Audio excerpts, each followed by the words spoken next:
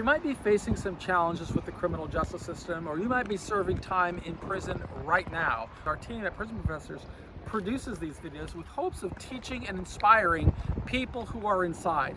My name is Michael Santos, and I want to reveal a little story today that followed after an interview I did this morning. I was interviewing a young man by the name of Eric, and some of you may see that video. I met him first in New York City a couple of months ago and invited him to participate and tell his story because I thought it was so meaningful and impactful.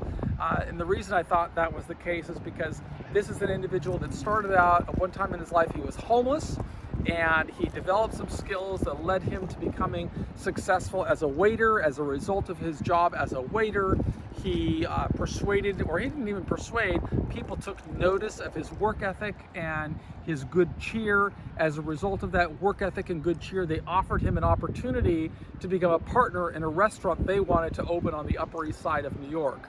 That restaurant became really insanely successful. He sold it to another restaurateur. After selling that restaurant to another restaurateur, he launched a series of other businesses, including a capital equipment leasing company, and then a real estate management company, and then a real estate investment company. So it's a two-part video. When we concluded, he asked me about my friend who I was visiting while I was in New York. And that is what's prompting or inspiring this video. The friend he asked about, his name is Jeff Richstone, and Jeff was a physician, a cardiologist, who had a practice on the Upper East Side of New York. I met Jeff when I was in about my 16th or 17th year of imprisonment.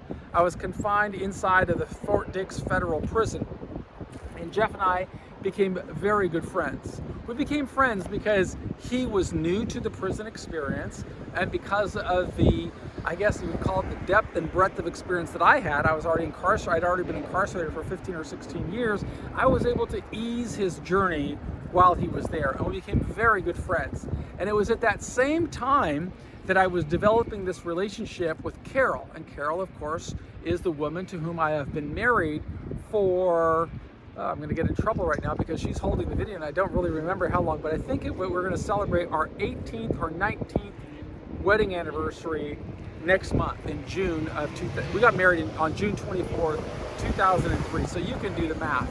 In any event, it was a long time ago. But at the time that I met Carol, Jeff was in this kind of really difficult time of adjusting to prison. Carol was living in Oregon, and she moved to be with me in New Jersey, where we began building this pathway. Well, Carol, of course, had to earn a living in New Jersey, and when we began, the idea was I had a friend whose wife had a real estate company in Princeton, not too far from Fort Dix, and Carol, the idea was that she was going to become a licensed real estate agent, sell homes in Princeton, and earn a living while I continued to serve the last 10 or 11 years of my prison sentence. Sadly enough, just after we got married in June, I would say it was about 3 or 4 months later, in the fall of 2003, authorities locked me up and put me in the segregated housing unit. I didn't know what was happening, but they were sending me cross country to a minimum security camp in Florence, Colorado. Well, I was really thrilled to be in a minimum security camp in Florence, and Carol, of course, was very happy for me, but she was distraught and sad because the only reason she'd moved to New Jersey was so that we could visit, and now I was again on the other side of the country for her. So the reason I'm telling the story to you, and that I told to Eric, is I said sometimes when you go into the prison system, we meet people that can truly change our life. And Jeff truly changed my life.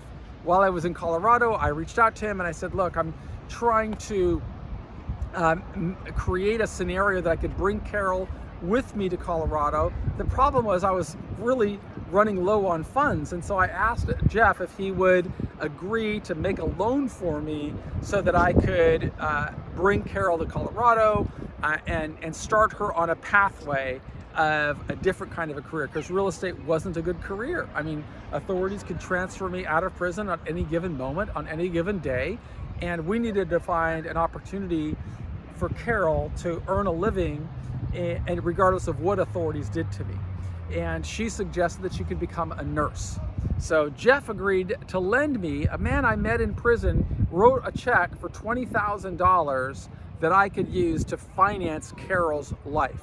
She then used those resources along with resources that I was earning in prison to so that she could live while simultaneously becoming a full-time student. She became first a certified nurse's aide, then she became a licensed vocational nurse, then she became a registered nurse, then she became a master's educated nurse, all while I was working to conclude 26 years in prison. But the idea was always that Carol would become a nurse just to earn a living while I was going through this journey. My hopes were always that someday she would be able to leave nursing behind and work full-time with me. Well, now I've been home from prison it'll be 8 years in August, so it's been a little over, 7 3/4 of a year, 7 years and about 8 months or something like that.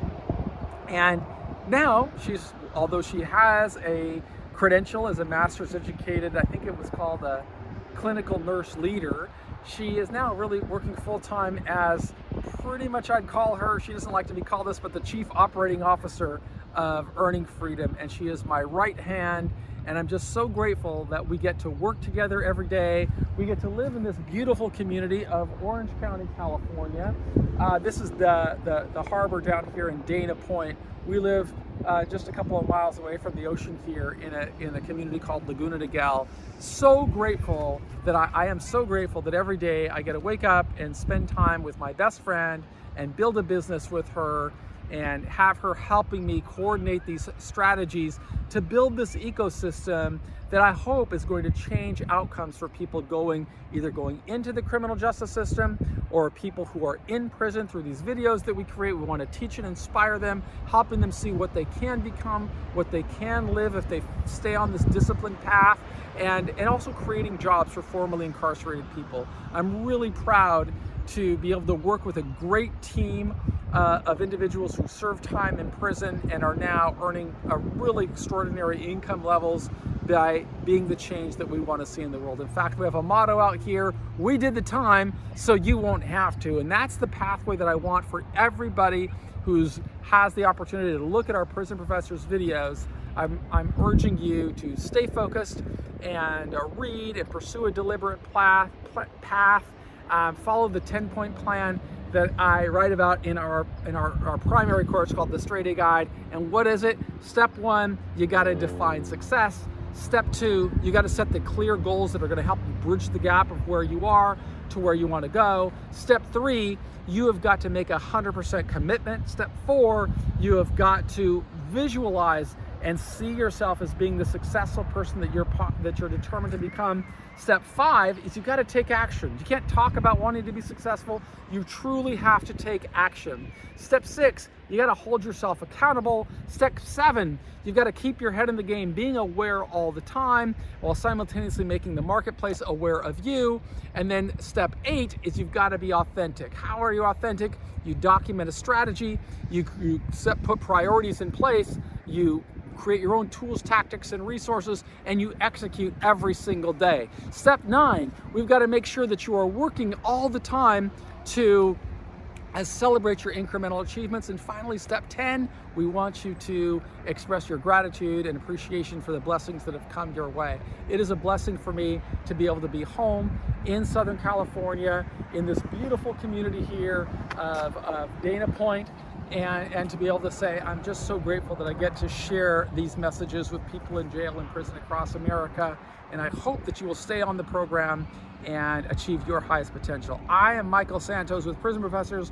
On behalf of our entire team, I want to say that we believe in you and we want you to be successful. Thank you.